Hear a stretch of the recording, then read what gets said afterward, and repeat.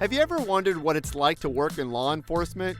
Here on Behind the Star, we share stories about the Orange County Sheriff's Office, Central Florida's largest law enforcement agency. From forensics to dispatch to the deputies on patrol, we'll talk to the brave men and women who protect our community.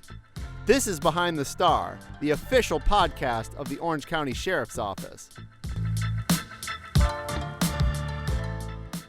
Welcome to Behind the Star, the official podcast of the Orange County Sheriff's Office. My name is Jon Busdeker, your host here at Behind the Star, and I'm on location today, so I'm pretty excited. I like to get out of the central ops, and I like to go to some of our other sectors around the county, and so I'm here today in Sector 4, but before I get to our guest, who is Captain Chris Barrett, I want to mention, I say this every week, every time we do a podcast, go follow us on Facebook, go follow us on Twitter, go follow us on Instagram, subscribe to Behind the Star if you haven't done that already. We try to put out a few episodes a month, and I'm really excited about today. But also I want to say, if you missed it, we got a new canine drug dog this week. There's I gotta say, an adorable photo with the dog and Sheriff Mina. Go check that out. The dog's name is Baxter. He's a yellow lab. And he looks nice. He looks really cute and cuddly, but he can sniff out all kinds of drugs. And so we'll probably do something on Baxter in the next few months. Go check it out. So anyway, as I said, I'm here in Sector 4. I'm here with Captain Chris Barrett. Welcome to Behind the Star. Thank you for having me. I appreciate it. So Captain, I'm going to start off. I've sort of gone around to all the different sectors. We have 6 sectors here in Orange County at the Sheriff's Office, and I've gone to a few of them. I've almost made all my rounds, so we've been to 1 and 2 and 3 and 6. I know that. And so if you missed those episodes, maybe go back and listen to those. But I want you to first explain where exactly is Sector 4 and what are the parts of the county that the Sector 4 patrol deputies patrol. All right, so Sector 4 is essentially the South Trail area, and that's what most people recognize it as. So essentially we cover Gore south to the county line, which butts up with Osceola County. And then on the west border, it would be John Young Parkway, or there's a creek that actually splits everything down. All right. Is it Reedy Creek? No, it's not Reedy Creek. Bonnet Creek. It's I'll think of it. One of the creeks. But it goes, and then east runs to 436. Okay. The east side of 436. All right, so it's a pretty big area. We'll say that. And when you say the trail, if you're not familiar with Orange County, it's Orange Blossom Trail. It's probably the main road that cuts through all of Orange County and a lot of Florida, actually, a lot of Central Florida at least. And so when you say the trail, that's what you mean by the trail. That is correct. So before I even get even farther, Sector 4, maybe just tell everybody where we are right now. Where is Sector 4, the substation? So we're at the substation, which is located at 2400 West 33rd Street, basically right in front of the jail. This office we're sitting in actually used to be the sheriff's office when this was the main complex. I was going to say, I think we have grown out of that. That's an interesting tidbit of history. I've worked here at the sheriff's office for about 2 years now. This is my 2-year anniversary this month, and I've been over here a few times. And somebody told me that. And when you walk in the front door, you kind of look and you're like, all right, I can see that this is the headquarters. But you're right, it's maybe not as big as it needs to be. We've definitely outgrown this building, and we were long overdue to move into a new building when we did. So tell me, Captain, how did you end up here in Sector 4, and how long have you been with the Sheriff's Office? So I was just recently transferred to Sector 4 back in October of 2020. And that was basically, they got a call one day and said, hey, we're going to move you from criminal investigations to Sector 4, and was happy to do so. I've been in law enforcement now almost 25 years, being November. And I started out in Sector 4 as a reserve before I became a full-time deputy. I grew up in Sector 4. I went to high school, Oak Ridge High School, and then I went to Cypress Creek High School.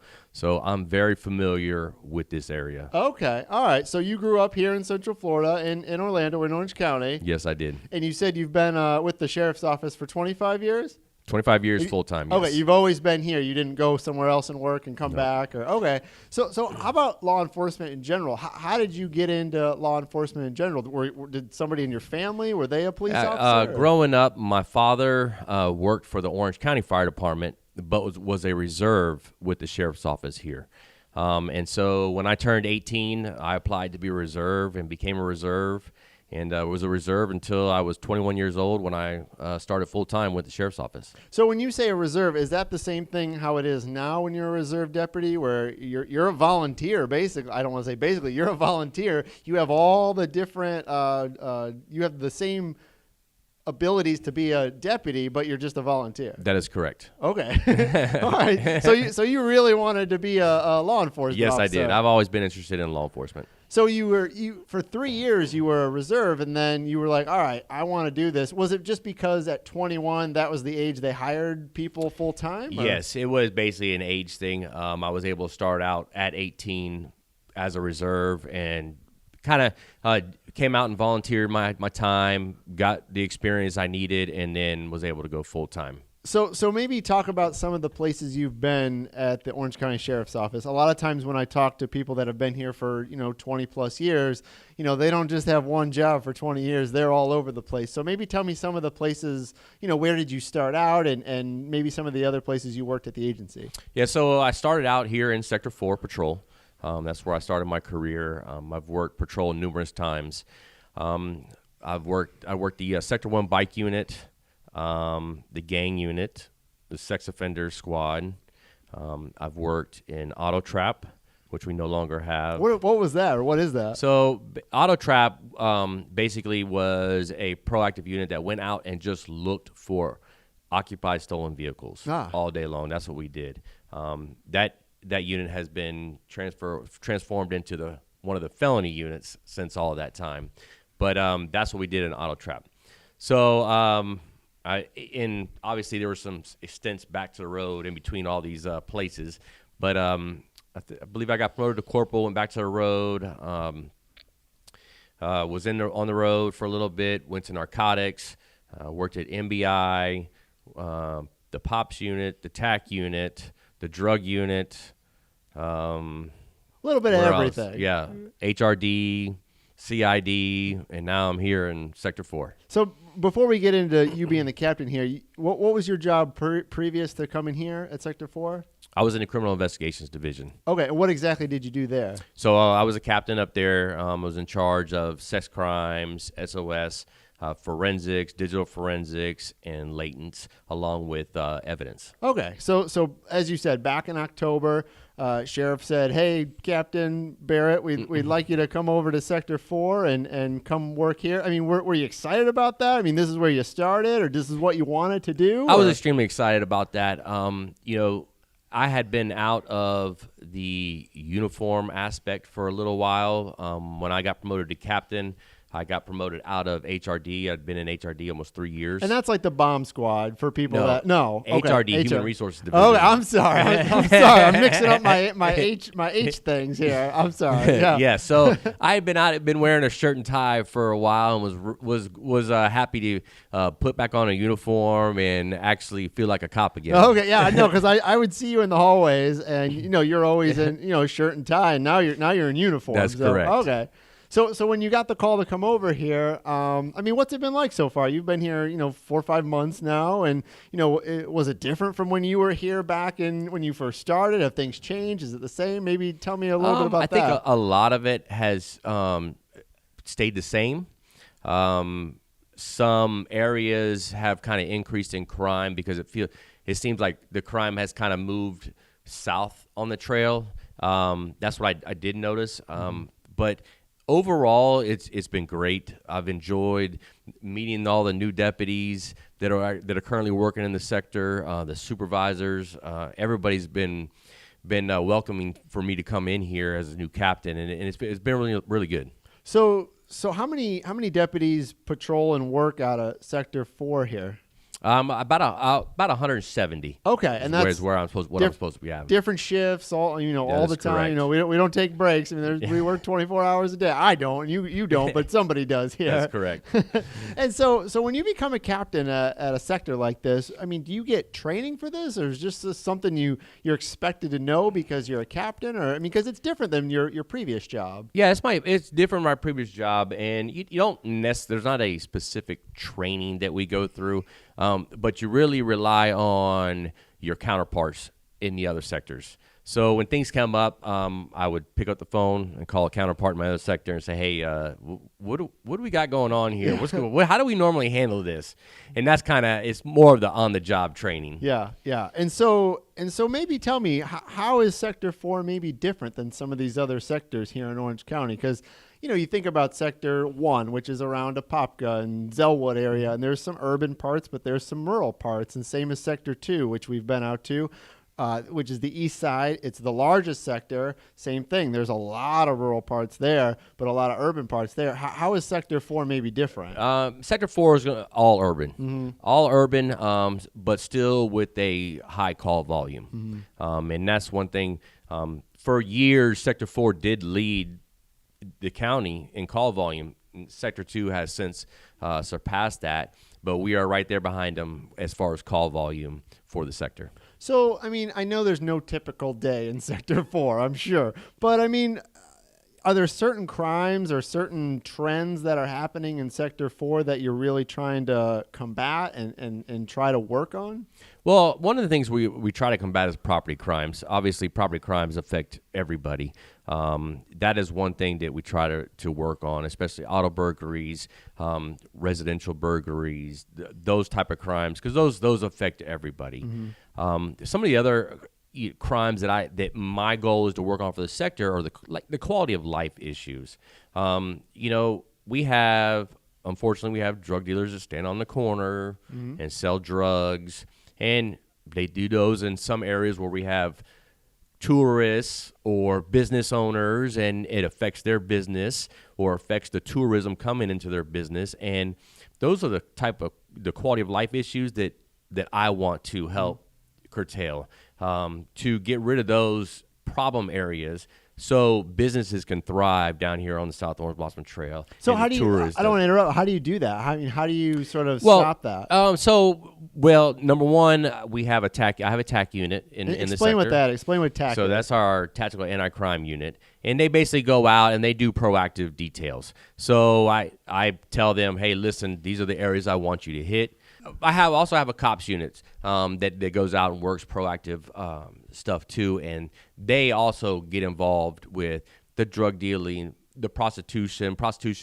Unfortunately, South Orange Blossom Trail is known throughout the United States for prostitution. And this is, as you said, isn't a recent thing. This is something that has been going on for years and years and years. That is correct. And that again, we're talking about quality of life issues. And those are the type of crimes that I want to combat within this sector. Why is that? Is that because, people live here and they got to deal with it every day? Oh, yes, definitely. The citizens live here. They live here every day. The tourists that visit, obviously, it makes an impact on what they see. Business owners, when they're trying to bring in new ownership, we have the Florida Mall. When they, owners come in and they're trying to sell them space, and it helps if they're not seeing that stuff on the corners as they're driving in. Yeah.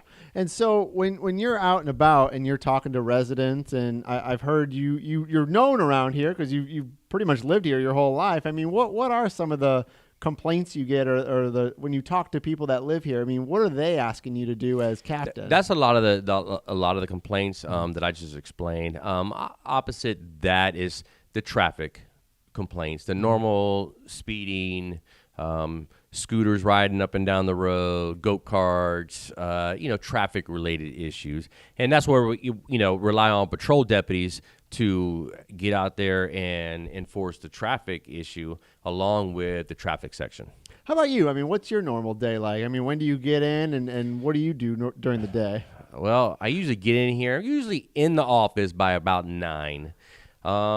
Usually signing some paperwork. That's what most of my day entails, paperwork. Is that a captain thing? You got to do paperwork? Reviewing paperwork and attending meetings. But then lunchtime, I get out of the office. I go down to the Central Ops Complex. I work out and then come right back to signing some paperwork and being involved in the meetings. But besides that, I do like to get out and actually patrol. Mm-hmm. One thing that I like to do is lead from the front. I like to get out and actually pick up calls for service, show the deputies that just because I'm a captain doesn't mean I can't be a cop. Get out there and show them that I'm willing to do exactly what they do. Why is that important for you? It's important to me because I don't want them to feel like I would ask them to do something that I wouldn't do. And that's what I want. I really think that people respect that. If they see you're willing to put in the work, it makes it so much easier for them. I want them to have fun out there. Law enforcement has gotten a pretty hard time over the last year, and it brings their spirits down. But I want them to go out there and start having fun again. Mm-hmm. We can have fun and be professional at the same time. Mm-hmm. Mm-hmm. And so I'm going to pause this real quick. All right, so on the last episode, I spoke with Lieutenant Mike Crabb about the racer detail and illegal bikes. And so he did several months detail on that. His wound down, but now you're kind of in charge of a version of that, correct? That is correct. Yeah, we assisted them. My cops unit and TAC unit assisted them.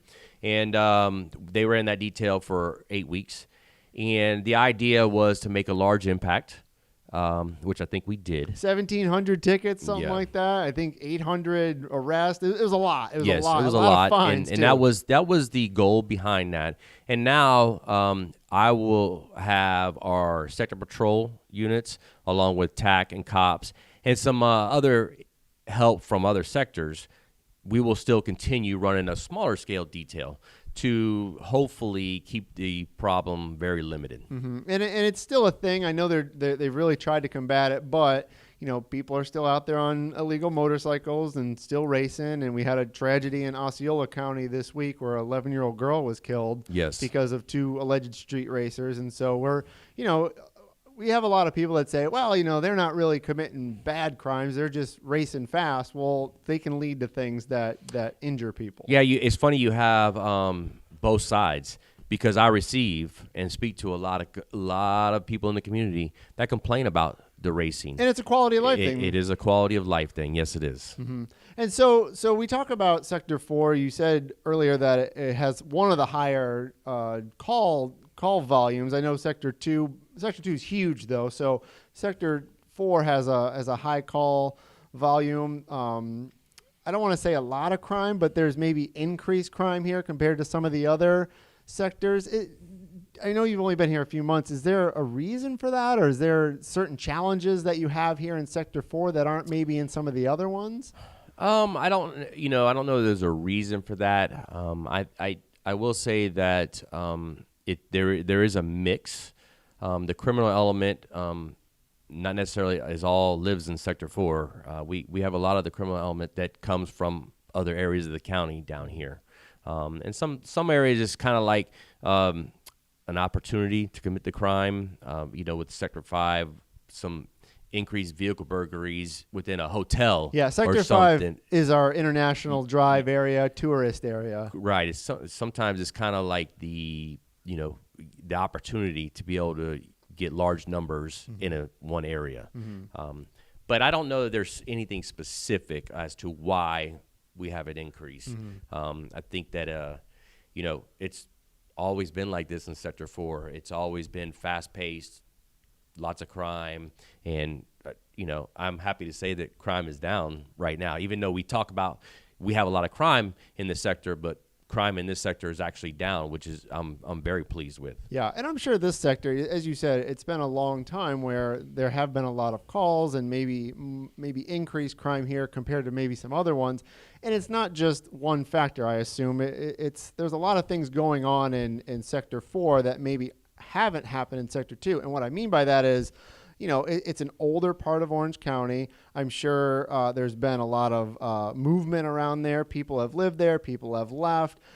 There might not be as many economic opportunities in Sector 4 as compared to some other places. I mean, it's probably a less wealthy part, certain parts. Yeah, certain parts. I think you Sector go 4. from one end of the spectrum to the other Yes. in Sector 4. Yeah. I think that's a big component that I see is that you do go from the low end of the spectrum to the high end of the spectrum. Yeah, especially as you're closer to the core of Orlando, as you get farther out, as you said, the wealth sort of changes as you go over time there or over distance. And so all these things are factors when you start looking at crime trends, I'm sure. Yes. So getting away from Sector 4, I want to ask you, Captain Barrett, what do you do when you're not working? What do you do for fun? What do you do when you're away from work? So, I'm a big workout fanatic. I can tell. I mean, your uniform barely fits your arms there. I like to teach CrossFit on my time off. My sons, both of them, they enjoy doing CrossFit. So we have a nice gym in the backyard that we go out to, and I spend time with them out there. But other than that, I like to hang out with the family. I like to hang out with my friends and just enjoy life. Mm-hmm. Usually when I'm off, I try to not even think about work. It doesn't always work that way, but I try to. Is there a lot of increased responsibility when you become captain of a sector?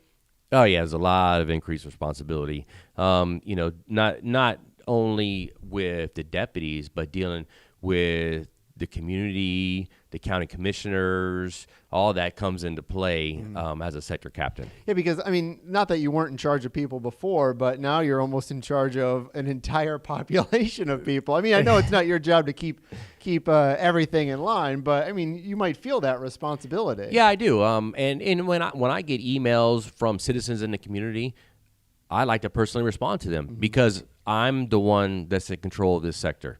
So I don't enjoy hearing them complain, but I'm glad that they reach out to me, and I want to return the favor by responding to them and helping them solve their issues. Is it different being from the sector as well? Because I talked to Captain Carter, who's out in Sector 1. He grew up in a Apopka area. Yes. I think he still lives around there. Yes, he does. And he loves it. He's been there for 30 years or so. Is it the same for you where, this is like your stomping grounds? This is your turf? I think so. I really do.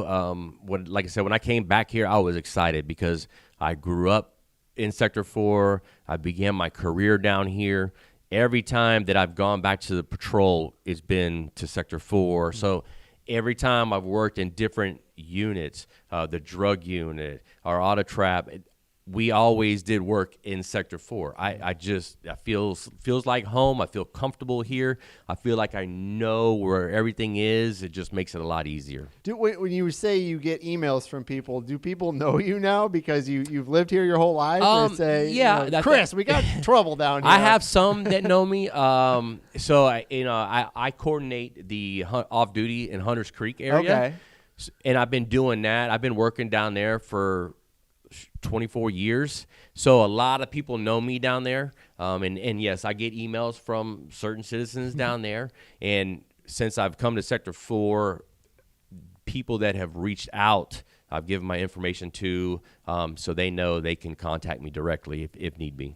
So as we said, you started here in this sector in October, which was only a few months ago. And I don't want to put you on the spot here, but I'm going to. Looking ahead, let's say 2, 3, 4 years from now, let's say you're still here doing this here at Sector 4. Is there something that you really want to do in those 3, 4, 5 years? Are there some big goals, big projects that you want to do here in Sector 4? I will tell you my biggest project is to improve the quality of life issues. And I think that if I can make an impact on that to help the citizens who actually live here in the sector, the business owners and the people that actually work down here, I think that will leave a lasting impression. How about you for challenges? What's your biggest challenges, Captain, right now?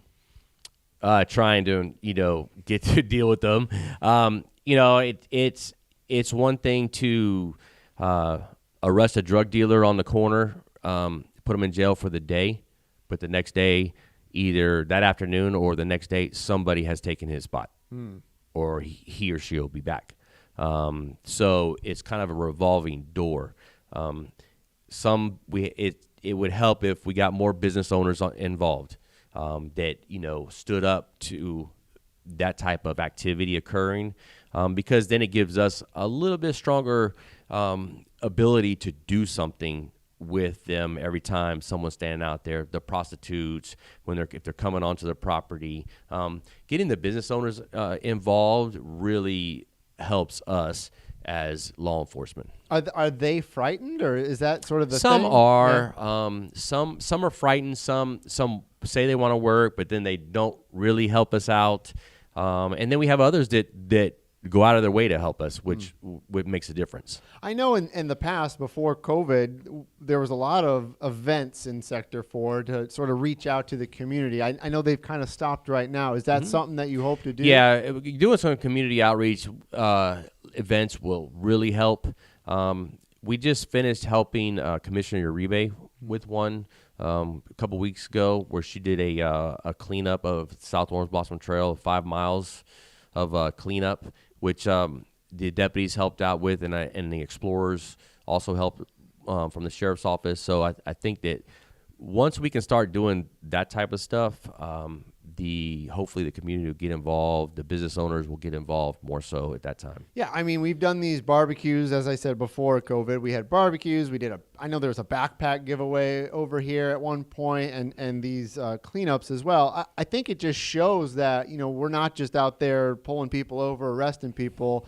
I say we, I'm not doing any of this, but your deputies are out there not just doing that. They're actually part of the community. Yeah, they are. And what's funny is I just got a response. The agency sends out community surveys, for their interaction with deputies, to survey deputies, and I just got a response from one where a tourist who was here in town was thanking 3 deputies that actually stayed with them in a locked parking lot because their vehicle got locked into a parking lot.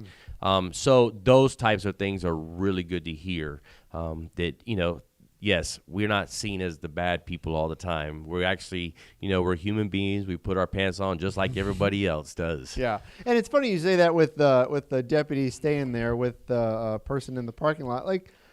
That's never going to make a news report anywhere, and it probably shouldn't. I mean, that's their job, and they should help out. But it's those important moments, those small moments, those connections you make with either a tourist or a resident that hopefully have a long-lasting impression. Yes, exactly.